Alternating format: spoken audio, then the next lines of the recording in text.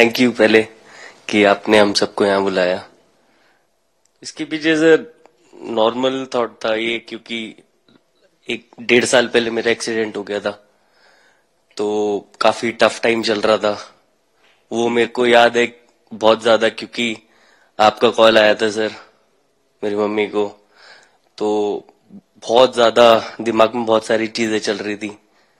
But जब आपको call आया, मम्मी ने मेरे को बताया कि सर ने बोला कोई प्रॉब्लम नहीं है, तब थोड़ा मेंटली रिलैक्स हुआ काफी। उसके बाद फिर रिकवरी के टाइम पे आसपास सुनने के लिए मिलता था सर कि क्रिकेट कभी खेलेगा या नहीं खेलेगा, तो मेरे को स्पेशली विकेट कीपिंग के लिए मेरे को बोलते थे कि यार बैट्समैन तो फिर भी कर लेगा, बैटिंग कर लेगा, बट विकेट कीपिंग करेगा या नहीं करेगा।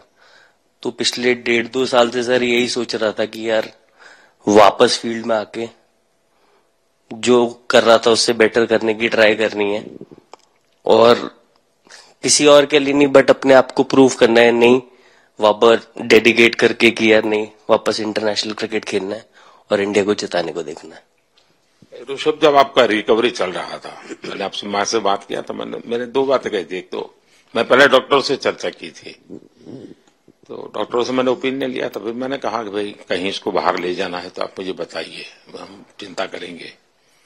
लेकिन मुझे आश्चर्य था आपकी माँ के आत्मविश्वास का। ऐसा लग रहा था जब मैं उनसे बात कर रहा था, मेरा परिचय तो नहीं था, कभी मिला तो नहीं था, लेकिन ऐसा लग रहा है जैसे वो मुझे आश्वासन दे रही है। यार बड़ा बड़ा बड़ा गजब का था जी। तो मुझे लगा कि जिसको ऐसी मां मिली है वो कभी विफल नहीं जाएगा, ये मेरा मन में विचार आया था, उसी समय आया था जी, और आपने करके दिखाया जी। और सबसे बड़ा मुझे जो लगा, मैंने आपसे बात किया, किसी का दोष नहीं, ये मेरा दोष है, ये बहुत बड़ी बात है जी। वरना कोई भी बहाना निकालता, गड्ढा था, डिगना था, फलाना था, आपने ऐसा नहीं किया, ये मेरी गलती थी। शायद ये आपका जीवन के प्रति जो ओपननेस है, और मैं छोटी छोटी चीजों को ऑब्जर्व करता हूं दोस्त, और हर किसी से सीखता हूं।